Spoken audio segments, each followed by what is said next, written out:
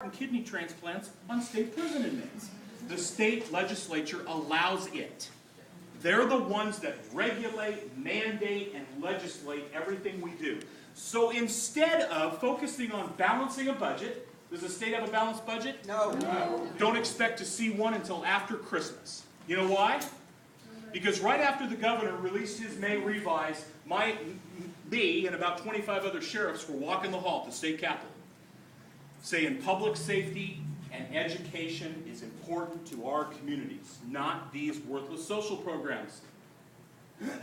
And the prevalent attitude was, I'm termed out, or this is not my problem, because my legacy is not going to be budget cuts. This is the next administration's problem, because we're going to elect a new governor on November the 2nd. It's broken, ladies and gentlemen. So instead of balancing the budget, what are we doing? We're creating or passing legislation to regulate, mandate, and legislate plastic bags. Why are we doing that?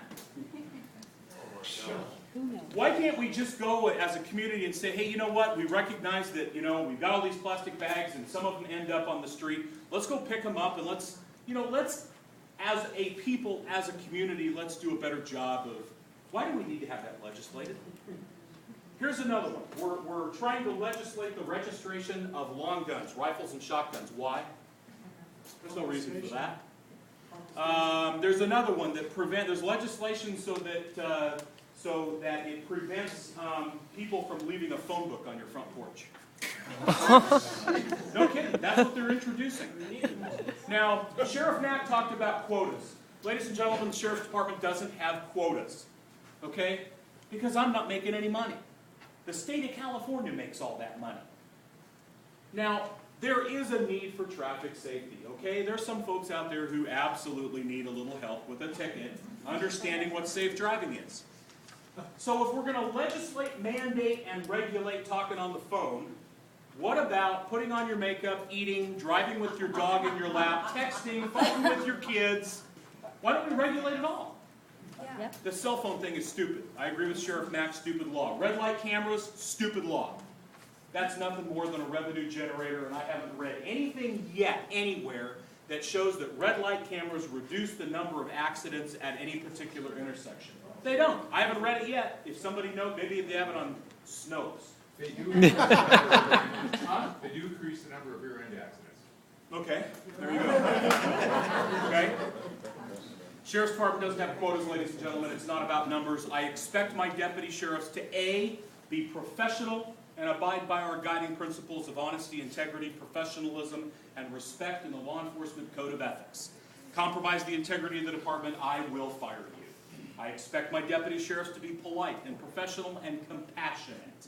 But most of all, I expect them to use good judgment.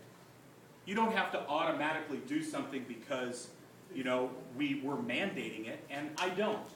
Now, certainly my expectation of how they conduct themselves is a mandate, okay? But I'm not telling my guys that no matter what, you have to write tickets, because I don't get that revenue. Now, here's another interesting little story, and then we'll go to questions.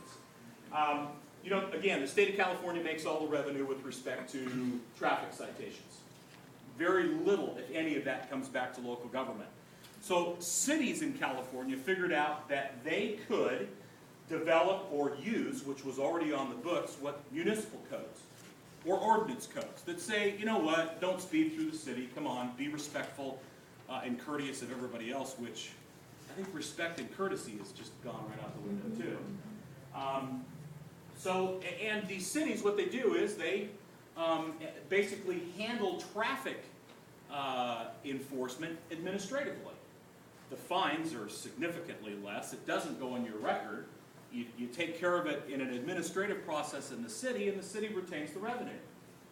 Well, now, along comes the state of California. Now, mind you, they take our property tax and spend it.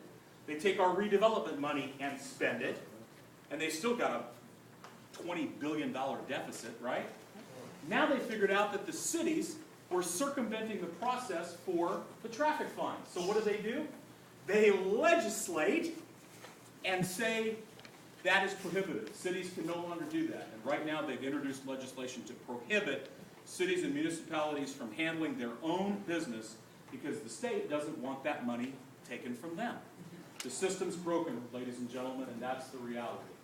And a real quick story on courtesy and respect.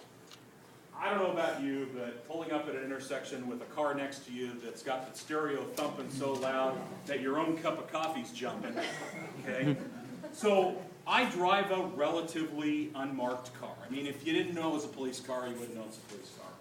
Roll up one day next to this gentleman, and his 4 windows are down, and the stereo's thumping.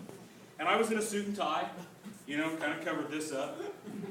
Rolled my passenger window down and said, "Hey, how you doing today? Hey, can you turn that down for me, please?" What do you think he told me? What do you think he showed me? That's right. You're number one. The one finger. So I said, "Okay, thank you very much. Hey, I appreciate your consideration." Rolled the window up, waited for the light to change, rolled in behind him, lit him up.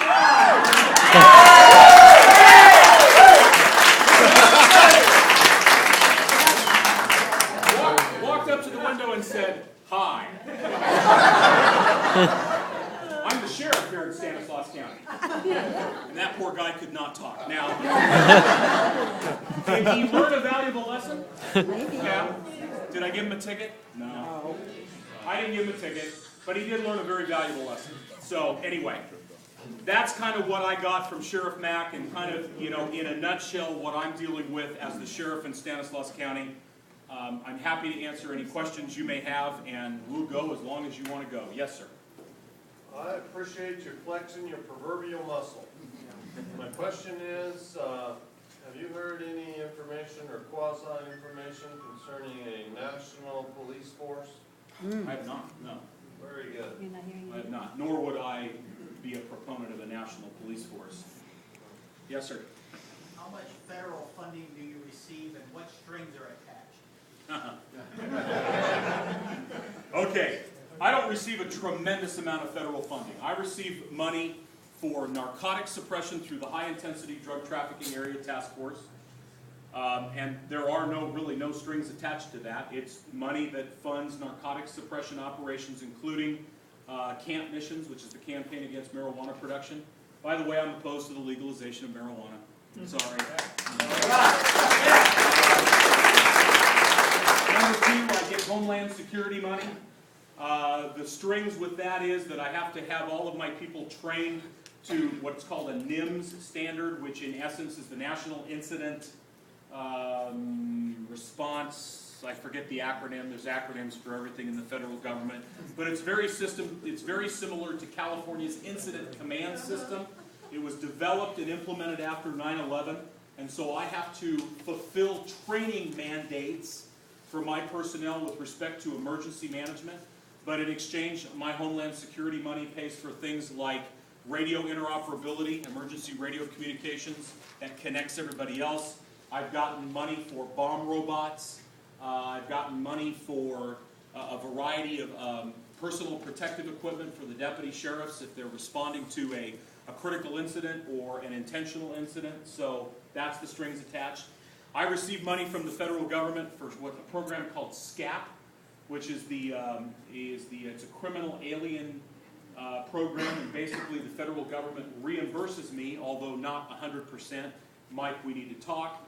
To house criminal illegal aliens in the jail, of which I have about a 10% of my daily inmate population as criminal illegal aliens. I can tell you that I have a very good relationship with ICE. I participate in a program called Secure Communities.